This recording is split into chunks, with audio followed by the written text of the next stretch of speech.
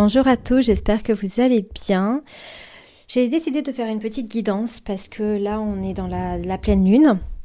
Une pleine lune qui est très intense, la dernière pleine lune de l'année et du coup je trouvais que c'était assez intéressant de faire une guidance pour les énergies du moment et vous inviter aussi à comprendre quelles sont ces énergies et ce qu'elles apportent en fait.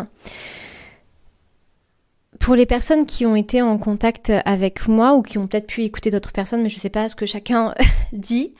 En tout cas, c'est vrai que c'est une année et surtout la fin de l'année, mais même depuis l'année dernière, je l'ai quand même vu en faisant les guidances de l'année. C'était une année charnière, c'était une année qui commençait sur un nouveau départ. C'était les prémices en fait et ça s'est validé, ça s'est vraiment confirmé au fur et à mesure des mois.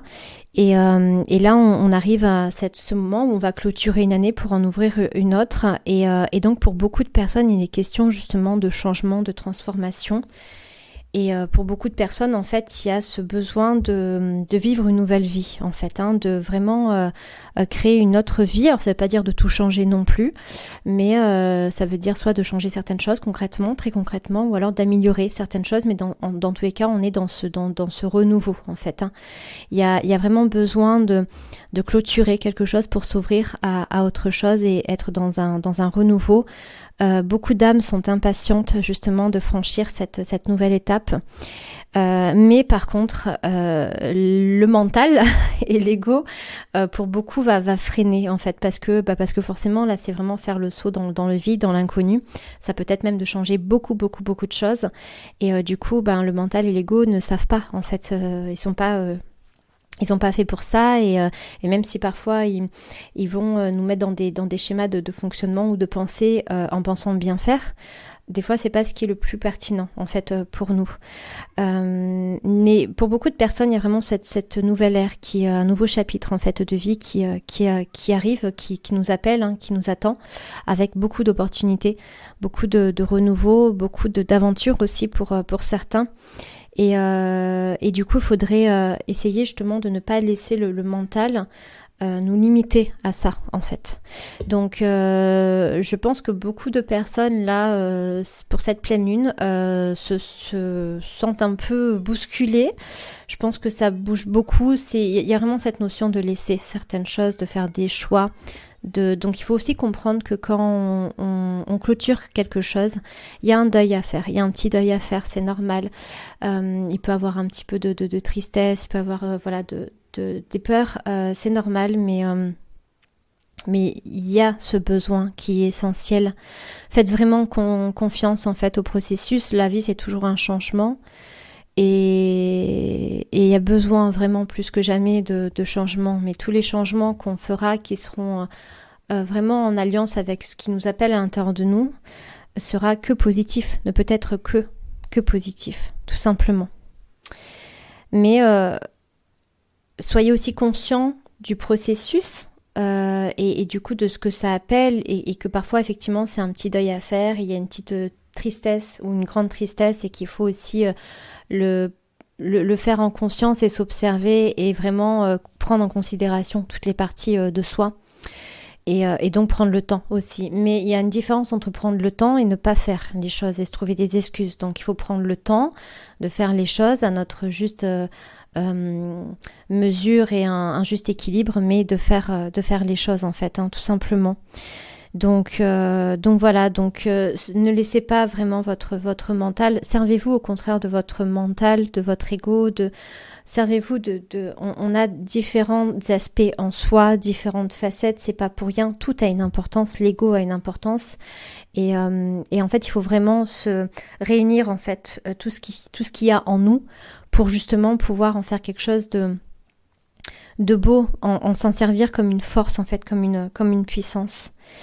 Donc s'il y a besoin, prenez une grande respiration. Prenez une grande respiration et surtout ce qu'on vous dit c'est de faire très attention aux autres parce que les gens auront toujours la tendance quand même à à donner leur avis alors qu'on leur a pas spécialement demandé, à donner leur opinion, à donner des conseils, à tout ça. Mais beaucoup de personnes, la majorité des personnes vont souvent parler avec leurs limitations, avec leurs croyances. Et malheureusement, on est plus dans les moyennes des gens, c'est plus des limitations, c'est plus des croyances qui sont dans cette notion de limitation plutôt que de confiance, de foi, on est plus dans quelque chose de très très très très très limitatif, bloquant. Donc en fait, après, bien évidemment, tant qu'on est à l'écoute de soi, bien évidemment, on sera toujours mieux que les autres, ce qui est bon pour nous.